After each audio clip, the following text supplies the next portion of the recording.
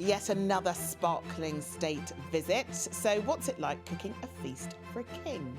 Well, that took more than 1 year. He knows his stuff, doesn't he? I had a chance to talk to him for more than 20 minutes. I was blown away by the knowledge of the king about cooking. A first look at Kate's carol service. It's sort of become a tradition for the Princess of Wales. It's all about different forms of love. And you know what a state visit means.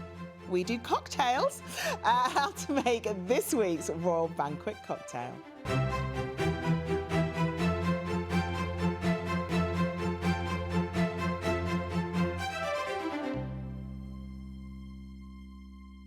Hello and welcome to yet another edition of Talking Royals. I'm Charlene White and as ever, as always, I'm joined by Chris and Lizzie to talk Always through. here. Always there. Well, you technically know, sometimes you guys wander off to sunnier climes without me, as ever to talk through all the royal news for the week. And we are honestly really blessed to have the absolutely brilliant chef, Francesco Mazzei, with us in the studio. Thanks so much for joining My us. pleasure. Thanks for inviting me.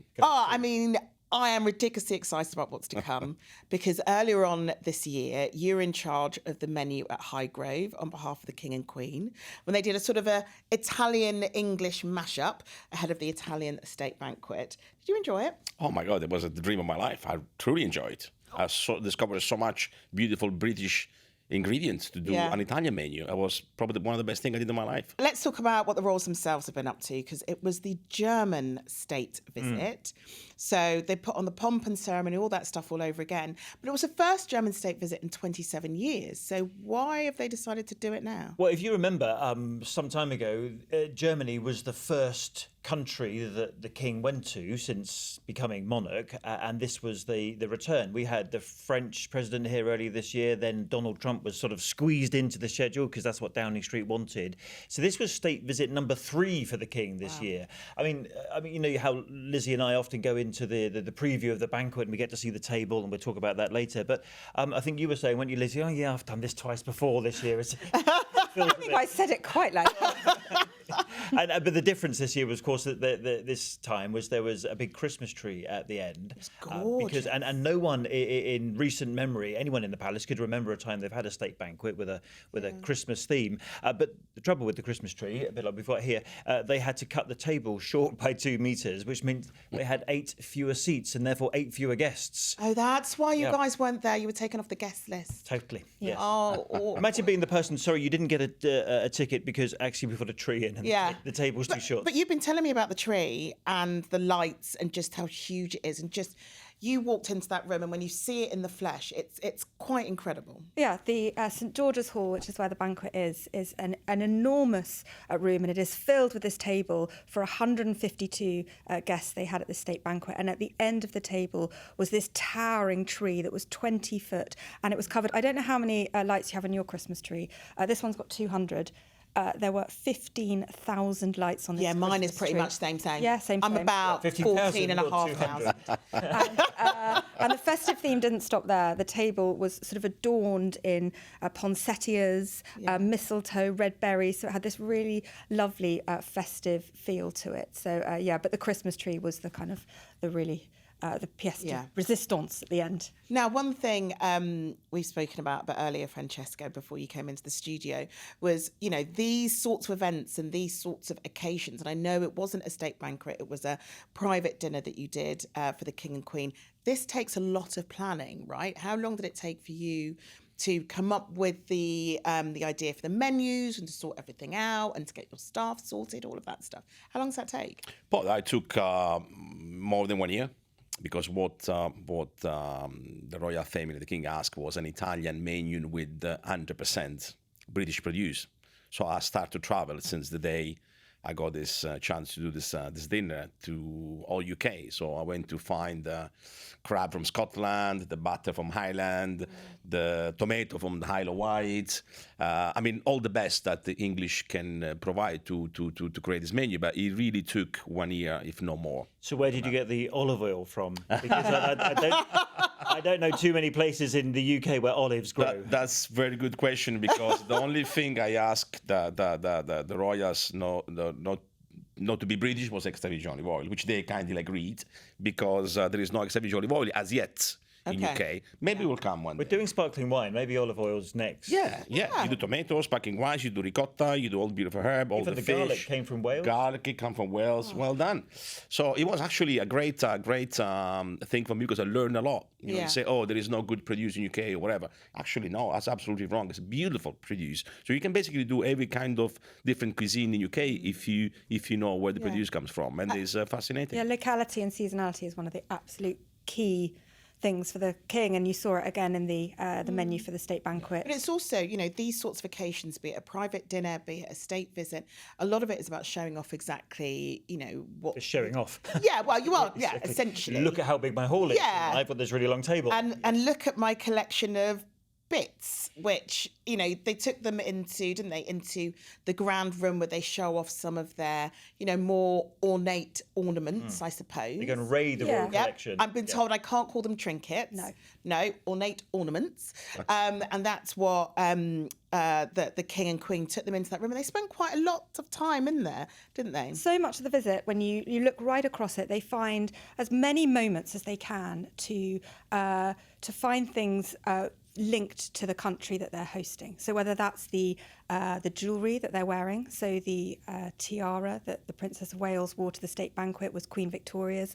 Queen Victoria's husband was German-born Prince Albert. Again, Queen Camilla, she was wearing one of Queen Victoria's brooches. Then they go into this green drawing room in the castle and they show them items from the Royal Collection Trust related to Germany, and they've brought out all the best bits of the archive, and they go along the tables. And I have to say, the German president and his wife were really, really interested and engaged in all the different items As that were opposed being to shown. the previous state Well, they visits, did take a little longer than the last time I was in there with the President Trump, who was through there a little quicker than the German president, I would say. And one of the things I did see actually was the Christmas tree, because actually there's some royal facts about the Christmas tree. It was Queen Charlotte, the wife of George III, who first brought Christmas trees to the UK. But it was Prince Albert, the aforementioned husband of Queen Victoria, that when he did it in about 1848, it became really fashionable. And ever since then, we've been decorating trees for Christmas time. It didn't really happen before 1848. Gosh. And so one of the things they were looking at on those tables during the Royal Collection Trust archives was some of those portraits, wasn't it, of the Christmas trees from that Queen Victoria and Prince Albert had back then. And another fact I think you'll really like is we've seen the carriages before. We're used to seeing those on these sorts of visits. But I didn't know there is a state sleigh.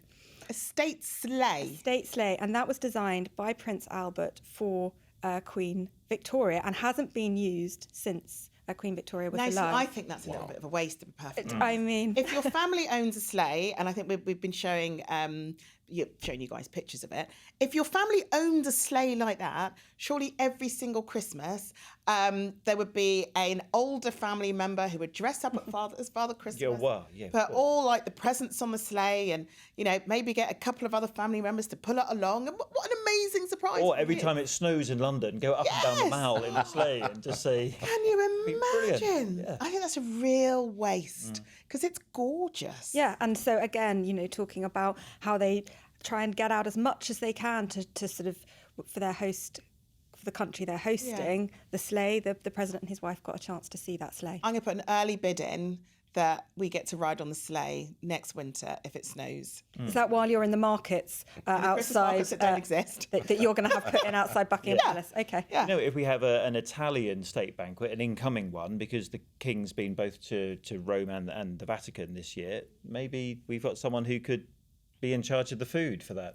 I'd be honoured too. Did you end up being in charge of the food for that private dinner? Well, it was a long story. I mean, I realized that when the Italian ambassador, the new Italian ambassador, came to UK, he went to, of course, go and see the king. And the king asked the Italian ambassador that he was a big fan of Stanley Tucci, and they want to meet Stanley Tucci.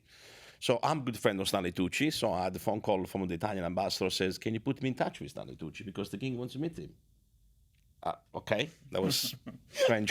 Of course, yes, sir. And then I called Stanley and I said, "Stanley, I got this phone call, this email from the Italian ambassador, the Italian embassy, that the king wants to meet you." And Stanley said to me, "Wait a moment. The king asked the ambassador to call you to call me.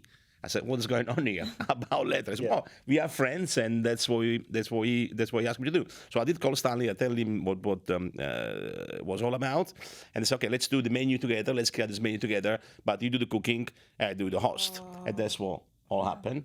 And then we started this already 2.5 years ago. Then the king got sick, and they all went to stop and say, "Okay, that's it.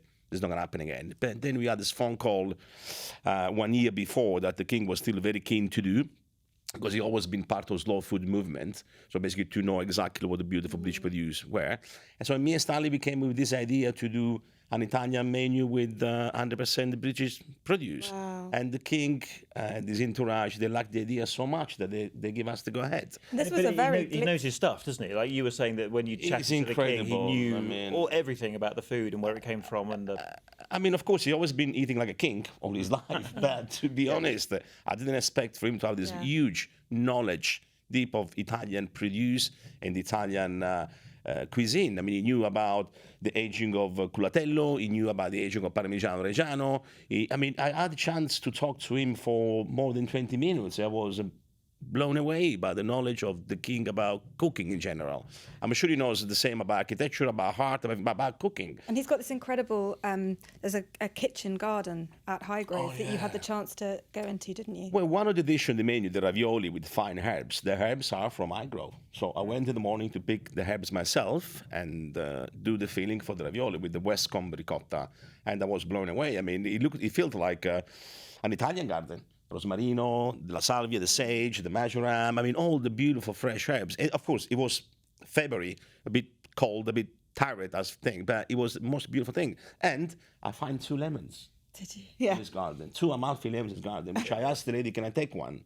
And I used for the Scottish crab panzanella. Yeah. I mean, wow. sparkling wine, lemons. Next, we're going to do olives. Olive oil is the next thing. Yeah, definitely. Well, with in the same way that he had such an input and, you know, wanting you guys to still do this meal because food and ingredients are very important to him, I imagine he would have had quite an input with the German state banquet as well.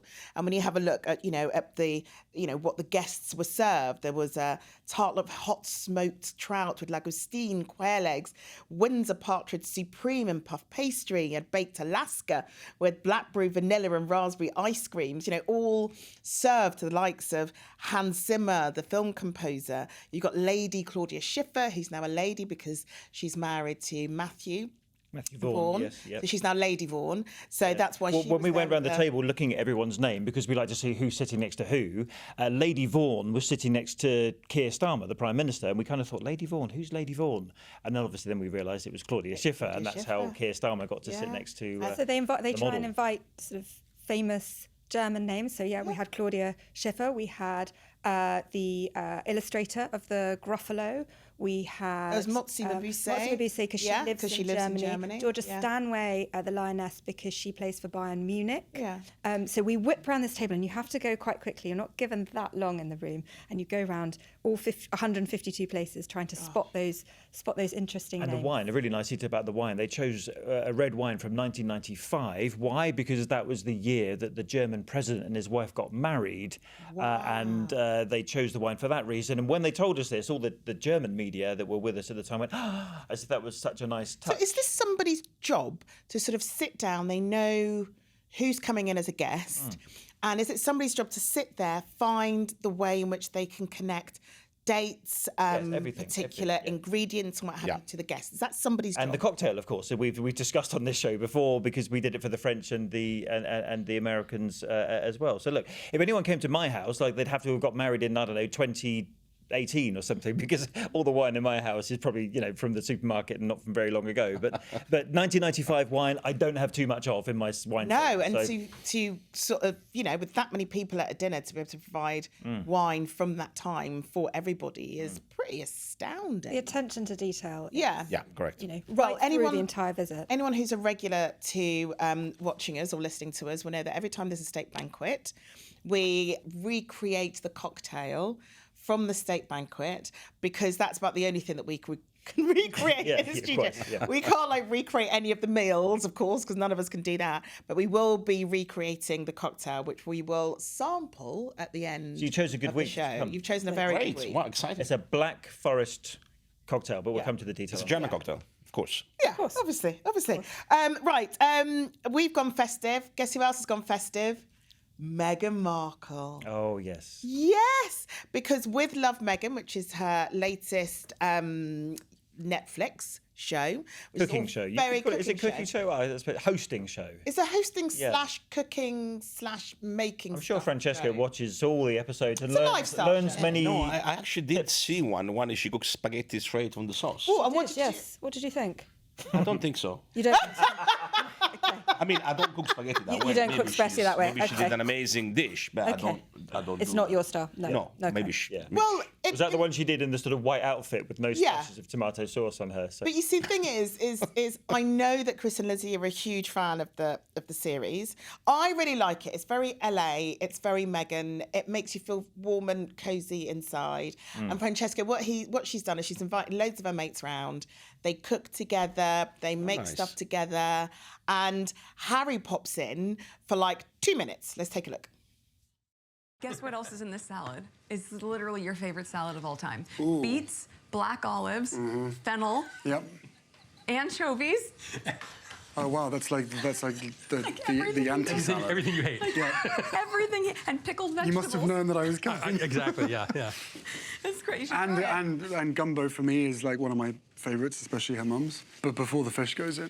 I mean, gumbo is what his mother-in-law makes for him, but Harry doesn't like the fish and he doesn't like the spicy sausage, so he kind of has the gumbo without the two key Basically, ingredients. the main ingredients Yeah, of gumbo. yeah. So obviously he's not so good on. He has his version before Right. they put in the rest of the the food. main ingredients. The main the ingredients. fish and the yeah. spicy Yeah, sausage. he basically drinks broth. Clearly doesn't do spice very well, does he? Yeah, well, he's Or got to black learn. olives, or anchovies, or He's got to learn now, doesn't he? But she makes, I mean, if it's festive, she makes it. There's Yeah. crackers, there's wreaths, there's a star.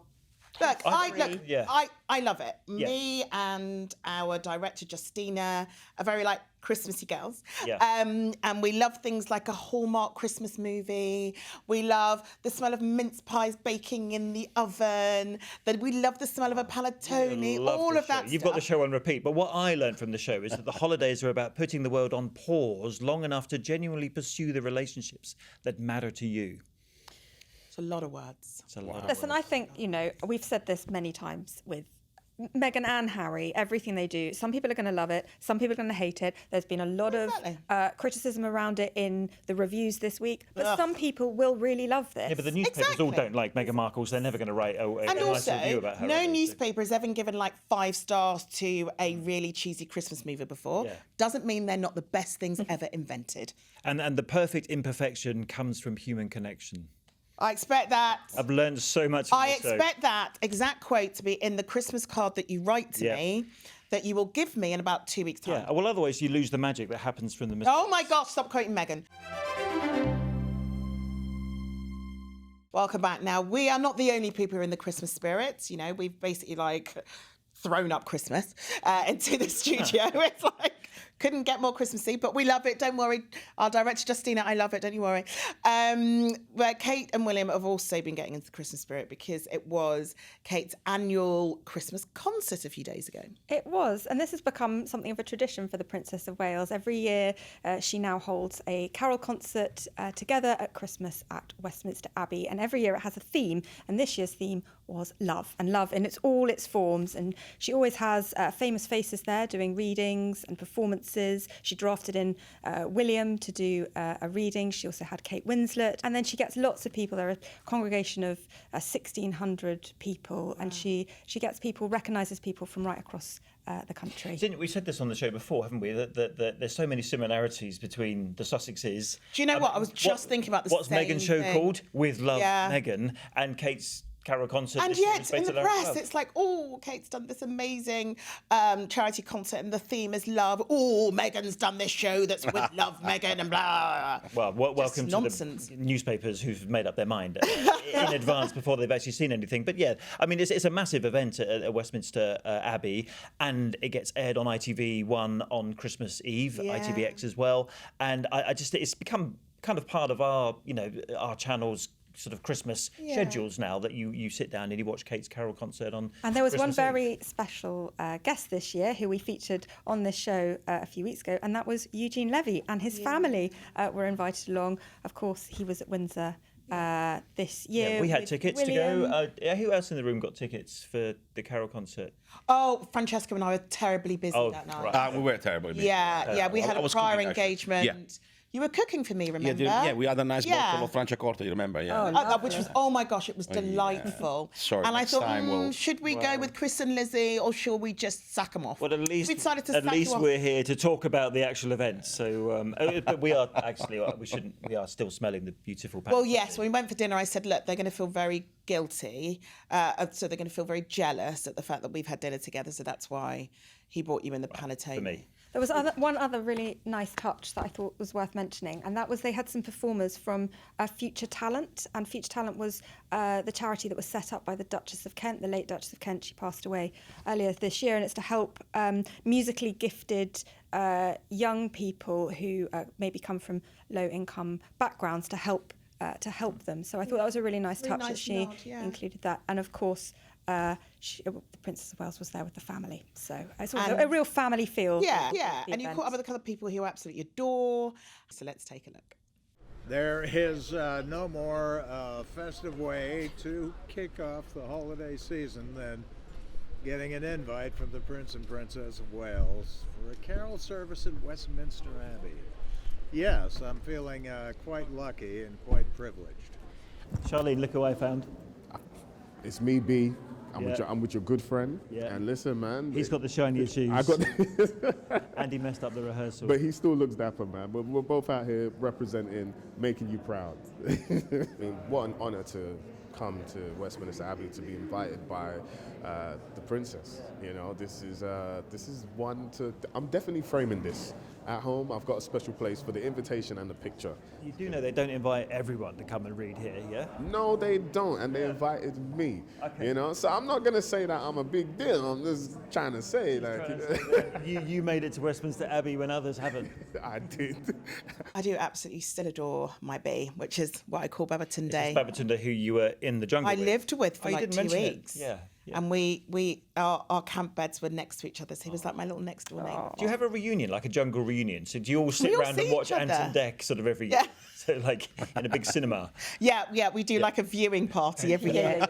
No, we don't.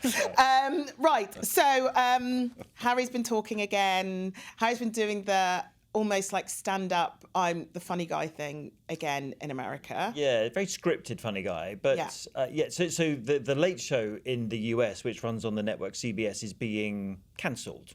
Another scratch. Not like cancelled as in, cancelled. Well, kind of. And this is part of Harry's joke, actually, at one point. But so next year, CBS has decided it's axing the show. What also CBS was the channel that paid Donald Trump $60 million for another show that there was a All lawsuit very over. complicated. None of it connected, according to CBS, and they're only cancelling the show for financial reasons. But when Harry was on The Late Show, he was actually, I thought, very critical of Donald Trump. Wow, let's take a look. You Americans are obsessed with Christmas movies, and you're clearly obsessed with royalty, so why not? Hold on. Look, I wouldn't say we're obsessed with royalty. Really? I heard you elected a king. That's a fair point. And the reason why the audience were booing there, they weren't booing Harry. This is an audience which is part of the movement in America called the No Kings movement, which is all the criticism of Donald Trump being a king. So hence Harry's joke was aimed directly at him. I heard you elected a king. I mean, that's quite political. It is very like risky. He's on a tightrope. On a tightrope, yeah. Yeah, and he later on referenced the lawsuit and joked about these baseless lawsuits that television presenters keep paying the White House. How would that have gone down with the royal family here? Well, given they just hosted Donald Trump at a state banquet. And so when I woke up the other morning and saw this, that was the first thing I saw actually was him lip syncing with Stephen Colbert, and I was, why? What's what's he, because he's not publicising anything at the No. moment. What's he doing on the show? Why has he done it? And we're told that Harry and Stephen Colbert have got a friendship. The show's ending soon, and they wanted to find time for Harry to come on before the show ended. So they have. But I was, and yet unexpected. He still won't come on our show. Well, it's a work in progress. Okay.